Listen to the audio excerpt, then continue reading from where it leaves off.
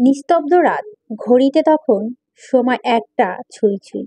ফারিস চোখ মেলে এলোমেলো হাতে টি টেবিলের ওপর পানি খুঁজে, কিন্তু সে পানি নাগাল পায় না। তাই ফারিস ফোনের লাইট অন করে দেখে টি টেবিলের ওপর পানি নেই। হঠাৎ ফারিসের মনে হলো একটা মেয়ে তার দিকে পানির গ্লাস এগিয়ে দিয়েছে। মেয়েটার মুখটা দেখতে পায় না সে, কেমন ঝাপসা হয়ে আছে সবকিছু। নিধি, বলে ফারিস মেয়েটাকে ছুঁতে চায়, কিন্তু তার আগে মেয়েটা হারিয়ে যায়। সবটাই নিজের কল্পনা ভেবে ফারিস কেঁদে ফেলে। এতদিন শুধু নিধি তাকে একপাক্ষিক ভালোবেসে গেছে। এখন যখন সে নিধির প্রতি দুর্বল হয়ে পড়ল, আস্তে আস্তে তখন নিধি মুখ ফিরিয়ে নিল। নিজের প্রতি প্রচণ্ড রাগ হয় ফারিসের। কেন সে নিধিকে অবহেলা করেছে? কেন সে সব সময় তার থেকে মুখ ফিরিয়ে নিত? যখন নিধি দূরে সরে গেল তার থেকে, তখন সে বুঝতে পারল সে নিধিকে কতটা চায়। এই তো কিছুদিন আগে ফারিসের জ্বর হওয়াতে নিধি খাওয়া নাওয়া ভুলে দিনরাত জেগে ফারিসের সেবা করেছে। সে সুস্থ হওয়া পর্যন্ত তার কাছ থেকে একটু দূরে পর্যন্ত যায়নি, অথচ এখন ফারিস সুস্থ হয়ে বিছানায় শুয়ে আছে। তাতে দেখার মতো একজন মানুষ তার নেই। না আছে তার নিধি, আর না আছে তার দাদা দাদি। আজকে নিজেকে প্রচুর অসহায় মনে হচ্ছে ফারিসে। সে এলোমেলো পায়ে হেঁটে গাড়ির চাবি নিয়ে বের হয়ে গেল পিয়াসদের বাড়ির উদ্দেশ্যে। হঠাৎ করে নিধিকে দেখায় প্রচুর ইচ্ছে জেগেছে ফারিসের।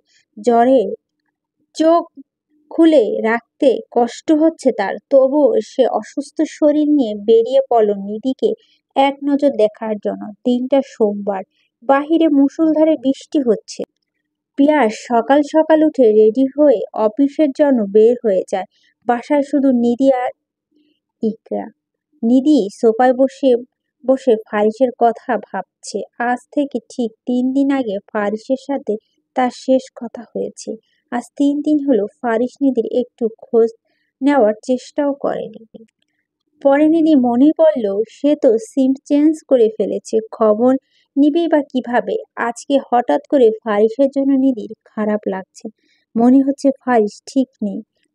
সেই নিয়ে সকাল থেকে চটপট করছে সে, কিন্তু কাউকে কিছু বলতে পারছে না, কারণ সে তো ফারিসকে ফিরিয়ে দিয়েছিল সেই দিন। এসব ভেবেই মন খারাপ নিধির। ইকরা রান্নাঘর থেকে এসে নিধির পাশে বসে। সে নিধির মাথায় হাত বুলিয়ে দিয়ে বলল, কি হয়েছে রে নিধি? কিছু ভালো লাগছে না আমার। নিধি নীরস মুখ। বলার কথা শুনে ইকরা তাকে জড়িয়ে ধরে বলল, জিজুর জন্য মন খারাপ নাকি? তার কথা মনে পড়েছে? ইকরার কথায় জবাব দেয় না নিধি। সে চুপচাপ বসে আছে। ইকরা তার মনে অবস্থা বুঝতে পেরে আবার বলল, তুই শুধু শুধু দুলাভাইকে ভুল বুঝছিস। উনি একটু রাগী, কিন্তু মনটা ভীষণ ভালো। তুই হয়তো দুলাভাইকে এখনো ভালো করে বুঝতে পারিসনি। আমি ওনার সঙ্গে সংসার করছি ইকরা। ওনাকে আমি বুঝতে পারবো না কেন? তুই জানিস উনি অয়নের কথা শুনে আমাকে চড় দিয়েছে, তাও আবার আমি সব কিছু বলার পরে। সেই জায়গায় আমি তো তেমন কোনো রিয়্যাক্ট করিনি। তুই যাই বলিস না কেন, তোর ভাইয়ার সাথে কথা বলা উচিত। একজন আরেকজনকে বুঝতে পারাটা হলো আসল ভালোবাসা। জানিস এখন না বিচ্ছেদ জিনিসটা সম্পর্কে সচরাচর হচ্ছে। বিচ্ছেদ থেকে ভালো তুই তাকে বুঝি সব কিছু ঠিক করে নেওয়া। নিধি ইকরার কাঁধে হাত দিয়ে বলল, ছোটবেলা থেকে বাবার রাজকন্যা হয়ে বড় হয়েছিস তুই। বিয়ের পর বরের রাজরানী তুই। আমার ছোট থেকে কষ্ট করে বেড়ে ওঠা ব্যাপারটা অন্তত তুই বুঝতে পারবি না। একটুখানি সুখের আশা আমি কি না করছি বলতো? ফারিস নামক পাথর মনের মানুষটার মন পেতে চেয়েছি, সৎ মায়ের ভালোবাসা পেতে চেয়েছি। এই যেন অলীক কল্পনা আমার, যেটা পাওয়ার নয় সেই জিনিসটা কেন যে সবসময় আমি পেতে চাই কে জানে। জিনিসটা তাদের হবে না জেনেও মানুষ সেই জিনিসটার উপরে বেশি আকৃষ্ট হয়। নিধির কথা শুনে ইকরা বড় একটি দীর্ঘশ্বাস ফেলে। আসলে তার কিছু বলার নেই। ছোটকাল থেকে ইকরা আর নিধি বন্ধুত্ব। কখনো নিধির মুখ থেকে তার মায়ের অত্যাচার ছাড়া ভালো কোনো কথা শুনিনি। মেয়েটা কতটা কষ্ট করে বড় হয়েছে সেটা ইকরা খুব ভালো করেই জানে। সকাল থেকে কি বৃষ্টি হচ্ছে, ওয়েদারটা জোস, কিন্তু ইচ্ছে করছে শাড়ি পরতে। ইকরার কথা শুনে নিধি তার দিকে ভুরু কুঁচকে বলে, তোর মনে রং লেগেছে নাকি? নিধির কথা শুনে ইকরা কিছুটা মন খারাপ করে বলো, এমনি ইচ্ছে করছে, তোর ভাইটা থাকলে হতো। শাড়ি পরা অবস্থায় আমাকে দেখলে অনেক খুশি হতো। ইকরার কথা শুনে নিধি একটা দীর্ঘশ্বাস ফেলে। সেও ভেবেছে তার একটা সুখের সংসার হবে, তার একজন নিজের মানুষ থাকবে যে তাকে কেয়ার করবে, ভালোবাসবে। তা একান্ত মানুষটাকে নিয়ে তার পছন্দের জায়গায় পাহাড়ে হারিয়ে যাবে, কিন্তু তার কিছুই হলো না। মানুষ আসলে খুব করে চায় যা তা কখনোই পায় না। পিয়াস অফিসে এসে পৌঁছাতে না পৌঁছাতে হতভম্ব হয়ে গেল। সবাই নিজের কাজ রেখে একজন আরেকজনের জায়গায় দাঁড়িয়ে আছে, কেউ ফোন টিপছে তো কেউ গল্প করছে। পিয়াস একজন কর্মচারীকে ডেকে বলল, সবাই কাজ না করে এভাবে গল্প মেতে আছে কেন? স্যার দেখলে তো সবাইকে চাকরি থেকে বের করে দিবে। পিয়াসের কথা শুনে কর্মচারীটি ফিসফিস করে বলল, আরে স্যার আজকে আসেনি, তাই সবাই কাজ না করে গল্প করছে। এদেরকে বলার পরও ঠিক হয়নি, এদেরকে স্যারই ঠিক করতে পারে। স্যার আসেনি কেন? তা তো আমি জানি না, আচ্ছা তুই যা, আমি দেখছি। পিয়াসের কথা শুনে কর্মচারীটি চলে যায়। পিয়াস ফোন বের করে ফারিসের ফোনে কল দেয়, কিন্তু তার ফোন বন্ধ। পিয়াস এবার বেশ চিন্তায় পড়ে যায়। ফারিস কখনো মিস দেয় না, অযথা নাম্বারও বন্ধ করে রাখে না। তাই পিয়াস ফারিসের একজন ক্লোজ ফ্রেন্ডকে কল দেয়। কল রিসিভ করে পিয়াস চিন্তিত গলায় বলে, শাফিক স্যারের কি হয়েছে, অফিসে আসেনি কেন? পিয়াসের কথা শুনে শফিক ব্যথিত গলায় বলে, ফারিস অ্যাক্সিডেন্ট করেছে। শফিকের কথা শুনে পিয়াস হতভম্ব হয়ে যায়। কি বলছো কি, কিভাবে হলো এসব? ফারিসের প্রচন্ড জ্বর ছিল কালকে, নিজের খেয়াল একটুও রাখেনি সে। তাই ওয়াইফ তো বাড়িতে নেই, দাদা দাদি বাড়িতে নেই, রাতে আবার জ্বরের ঘরে সে তার বউকে আনতে যাওয়ার সময় সে অ্যাক্সিডেন্ট করে। দুর্বল শরীর নিয়ে ড্রাইভ করেছে, হঠাৎ একটা ট্রাক সামনে চলে আসতে ও ঠিক সামলে নিতে পারেনি, তাই অনেক আঘাত পেয়েছে ও। পিয়াস আর কোনো কথা বলতে পারল না। সে তাড়াহুড়া করে বাড়ির উদ্দেশ্যে রওনা দেয়। কলিং বেলের আওয়াজ শুনে নিধি এসে দরজা খুলে দেয়। দরজার অপর পাশে পিয়াসকে চিন্তিত মুখ দাঁড়িয়ে থেকে দেখে নিধি বেশ অবাক হয়ে যায়। কি হয়েছে ভাইয়া, এই সময় অফিসে না গিয়ে বাড়িতে কেন? নিধির কথা শুনে পিয়াস বেশ কঠিন গলায় বলল, আমার স্যারের মতো মানুষ হয় না নিধি, আর তুমি তাকে কষ্ট দিয়েছ। লোকটা জ্বরের মধ্যে শুধুমাত্র তোমাকে এক নজর দেখার জন্য মাঝরাতে ছুটে এসেছিল। তার পরিণাম কি হয়েছে জানো? তোমার বর এখন হাসপাতালে বেডে পড়ে আছে শুধুমাত্র তোমাকে দেখার জন্য। স্যার এত রাতে অসুস্থ শরীর নিয়ে ড্রাইভ করছিল, কিন্তু সে আর বাসায় এসে পৌঁছাতে পারেনি। তুমি এখনো মুখ ফিরিয়ে রাখো। তার থেকে কিছু বলবো না আমি। পিয়াসের কথা শুনে স্তব্ধ হয়ে দাঁড়িয়ে আছে নিধি। নিধি ঠিক কি করা উচিত এই অবস্থায় সেটা সে ভুলে গেছে। সে দৌড়ে বাসা থেকে বের হয়ে যায়। পিয়াস আর ইকরা নিধির পিছনে পিছনে। নিধি আর ফারিস দুজনে মুখোমুখি বসে আছে, কারো মুখে কোনো কথা নেই। ফারিস নিধিকে দেখে অভিমান অন্যদিকে মুখ ফিরিয়ে নেয়। নিধি ছলছল চোখে ফারিসের দিকে তাকিয়ে আছে। ফারিস ডান হাতে প্রচুর ব্যথা পেয়েছে, তার হাত পুরো ব্যান্ডেজ করার সাথে পায়েও ব্যথা পেয়েছে ফারিস। এতে ফারিসের হাঁটতে বেশ কষ্ট হচ্ছে, তাছাড়াও তেমন বড় কোনো ক্ষতি হয়নি ফারিসের। ডক্টর বলেছে নিয়মিত ওষুধ খেলে 15 দিনের মধ্যে সে আবার সুন্দর করে হাঁটতে পারবে। কিছুক্ষণের মধ্যে ফারিসকে রিলিজ দেওয়া হবে। পিয়াস আর ইকরা এসে ফারিসকে দেখতে। ফারিস যেহেতু পায়ের ব্যথার জন্য হাঁটতে পারছে না, তাই শাফিক আর পিয়াস ওকে ধরে গাড়িতে নিয়ে বসিয়ে দেয়। পিয়াস গাড়ি ড্রাইভ করছে, তার পাশে ইকরা, নিধি আর ফারিস পিছনে বসেছে। শাফিক অন্য গাড়িতে এসেছে। নিধি আর ফারিস কারোর মধ্যে কোনো কথা নেই, দুজনে নীরবতা পালন করছে যেন। কিছুক্ষণের মধ্যে গাড়ি এসে ফারিসের বাড়ির সামনে থামে। পিয়াস আর নিধি নেমে ফারিসকে ধরে বাড়িতে নিয়ে আসে। শাফিকও এসে পৌঁছায় বাড়িতে। নিধি সবাইকে গল্প করতে বলে, রান্নাঘরে সবার জন্য চা বানাতে যায়। চা বানিয়ে এনে সবাইকে দিয়ে নিধি ও বসে তাদের পাশে। গল্পের মেইন টপিক হচ্ছে নিধি। সাফিক ফারিস দিকে অভিমানের দৃষ্টি তাকিয়ে বলল, বিয়ে করছিস, দাওয়াত পর্যন্ত দিলি না। তুই নাকি আমার বেস্ট ফ্রেন্ড। উফ, সরি, ভুলেই তো গিয়েছি। আপনার বেস্ট ফ্রেন্ড তো অয়ন, সে দাওয়াত পেয়েছে, অথচ আমার দাওয়াতটাও পেলাম না। শাফিকের কথা শুনে ফারিস হেসে বলল, বিয়েটা হুট করেই হয়েছে, আর অয়নকে আমি ইনভাইট করিনি, দাদু ভাই বলেছে। সবাই না জানিয়ে বিয়ে করার পর এই কথাটাই বলে। যাক, সেসব ট্রিট তো অন্তত দিতে পারিস। ভাইরে, তোকে আমি ভাঙা হাত পা নিয়ে বাইরে ট্রিট দিতে যাব নাকি? ফারিসের কথা শুনে শাফিক হতাশ চোখে তাকিয়ে বলল, বাহিরে কই যেতে বললাম? তুই যাকে এত ভালোবাসিস তাকে দেখার জন্য মাঝরাতে অসুস্থ শরীর নিয়ে বেরিয়ে গেলি, তার হাতে স্পেশাল বিরিয়ানি খেতে চাই। শাকিবের কথা শুনে ফারিস নিধির দিকে তাকালো, পরক্ষণে আবার মুখ ফিরিয়ে নিয়ে বলল, আমি জানি না ও বিরিয়ানি রান্না করতে পারে নাকি, তোদের ভাবি তোরাই বল। ফারিসের কথা শুনে শাফিক নিধির দিকে হতাশ চোখে তাকিয়ে আছে। নিধি তা বুঝতে পেরে বলল, আমি রান্না করতে পারি, আপনারা বসুন, আমি রান্না করছি। বলে নিধি রান্নাঘরে চলে যায় বিরিয়ানি রান্না করার জন্য। সবকিছু রেডি করে নেয় সে। মোটামুটি বিরিয়ানি রান্না করার জন্য সবকিছু আছে, শুধু টক দইটা নেই। তাই নিধি ড্রয়িং রুমে এসে বলল, আমাকে টক দই এনে দিতে পারবেন কেউ ভাইয়া? উনি তো যেতে পারবেন না। নিধির কথা শুনে সবাই তার দিকে তাকায়। রাত অনেক হয়েছে, কোনো দোকান মনে হয় না খোলা থাকবে এখন। বাসায় দুধ আর লেবু আছে, সেটা দিয়ে টক দই বানিয়ে নাও শাফিক। ফারিসের কথা শুনে অবাক হয় নিধি। ছেলেরা এসব বিষয় খেয়ালও রাখে। নিধি আর কথা না বাড়িয়ে রান্নাঘরে চলে যায়। রান্না শেষ করে নিধি ড্রয়িং রুমে খাবার নিয়ে এসে সবাইকে সার্ভ করে দেয়। সবাই খাবার খাচ্ছে। ফারিসকে বসে থাকতে দেখে পিয়াস বলল, খাচ্ছেন না কেন স্যার?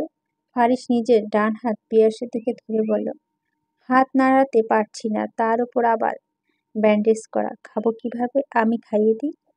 পিয়াসের কথা শেষ হওয়ার আগেই শাফিক পিয়াসের পায়ে খোঁচা দিয়ে তাকে থামিয়ে দিয়ে বলল, আরে ভাবি থাকতে তুই এত চিন্তা করছিস কেন?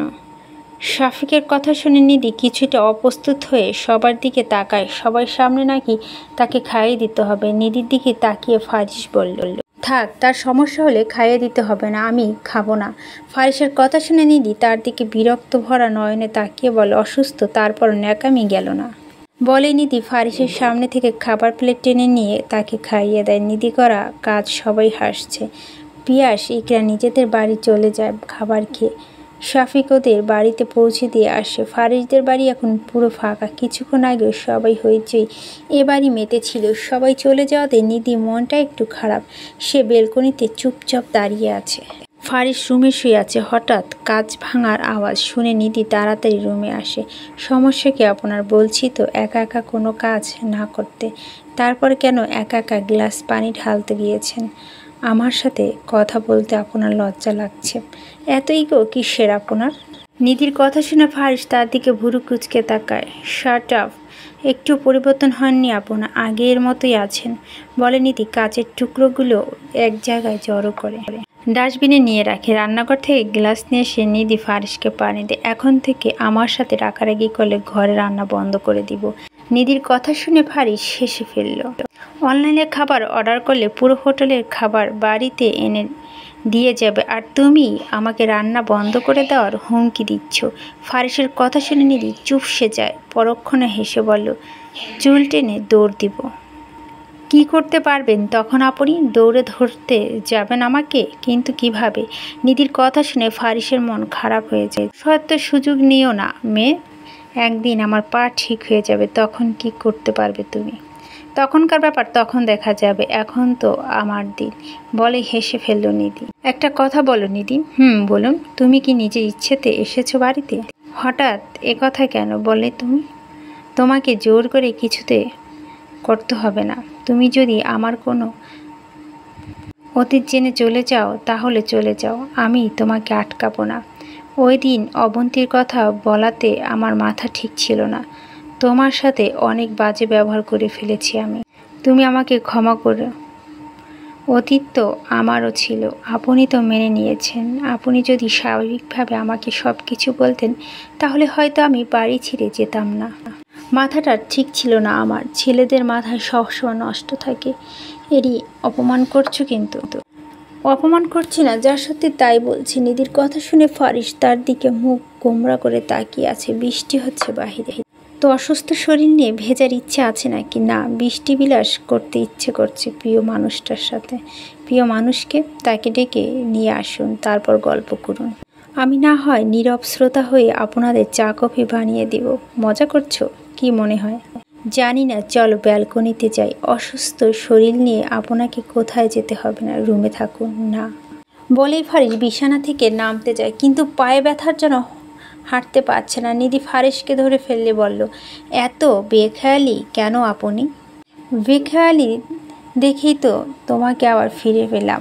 অ্যাক্সিডেন্ট হয়েছে দেখেই তো তুমি ফিরে এসেছো। ধুর, কী সব বলছেন, আমাকে ধরুন, আমি নিয়ে যাচ্ছি। নিধির কথা শুনে ফারিস তাকে ধরে হেঁটে হেঁটে ব্যালকনিতে আসে। ফারিস বাইরের দিকে তাকিয়ে বলল, ভালো লাগছে না? কেন জানি না, জড়িয়ে ধরো তাহলে ভালো লাগবে। ফারিসের কথা শুনে নিধি কিছুটা লজ্জা পেয়ে বলল, আজই রে আবদার। নিধির কথা শুনে ফারিস তার দিকে অসহায় দৃষ্টিতে তাকিয়ে আছে। 1 মাস পর ফারিস দীর্ঘদিন বেড রেস্টে থাকার কারণে অফিসে আসতে পারেনি। তাই অফিসের কিছুটা দায়িত্ব অয়নের উপর ছিল। রাহাত শিকদার অয়নের উপর দায়িত্বটা দেয়। কয়েকদিন ধরে অফিসে হিসাব গরমিল দেখা যায়। ফারিস তা বুঝতে পেরে অয়নের উপর নজর রাখতে দেয় পিয়াস আর শাফিককে। উপযুক্ত প্রমাণ তৈরি করতে সক্ষম হয় পিয়াস আর শাফিক। অয়ন ফারিসদের অফিসে টাকা লুটপাট করে তার পকেট মোটা করছে, তাই অয়নকে পুলিশে দেওয়া হয়। ফারিসের টাকা লুটপাট হলে সে অয়নকে জেলে ঢুকাতে পারে। খুব খুশি প্রচুর। সে অয়নকে দু চোখে দেখতে পায় না। যখন সে নিধির উল্টোপাল্টো বুঝিয়েছে তখন থেকে রাত প্রায় 10টা বাজে। ফারিস বাইরে থেকে এসে রুমে চলে যায়। এদিকে নিধি যে তার জন্য ড্রয়িং রুমে বসে অপেক্ষা করছে সেদিকে তার নজর নেই। তাকে না দেখার অভিনয় করে ফারিস চলে যাওয়াতে নিধি একটু কষ্ট পায়। সে কিছু না বলে মুখে হাসি বজায় রেখে রুমে যায়। ফারিস দাঁড়িয়ে দাঁড়িয়ে ফোনে কথা বলছে রুমের এক কোণায়। নিধিকে দেখে কল কেটে দেয় ফারিস। তা দেখে নিধি ভুরু কুঁচকে বলল, ডিস্টার্ব করলাম নাকি? নিধির কথা শুনে ফারিস গম্ভীর কণ্ঠে বলল, বুঝেছো যখন তাহলে দাঁড়িয়ে আছো কেন? ফারিসের এমন আচরণ দেখে নিধি চুপসে যায়। নিধি ফারিসের কাছে এগিয়ে গিয়ে বলল, কি হয়েছে আপনার? এমন করে কথা বলছেন কেন? নিধির কথা জবাব দেয় না ফারিস। সে চুপচাপ বিছানায় গিয়ে বসে। ফারিস নিধিকে ইগনোর করছে বুঝতে পেরে সে আর ফারিসের বিরক্ত না করে বিছানা তৈরি করে শুয়ে পড়ে। ছাদে রেলিং ঘেঁষে দাঁড়িয়ে আছে ফারিস। রাত প্রায় 11টা বাজে। নিধি রুমে ঘুমাচ্ছে।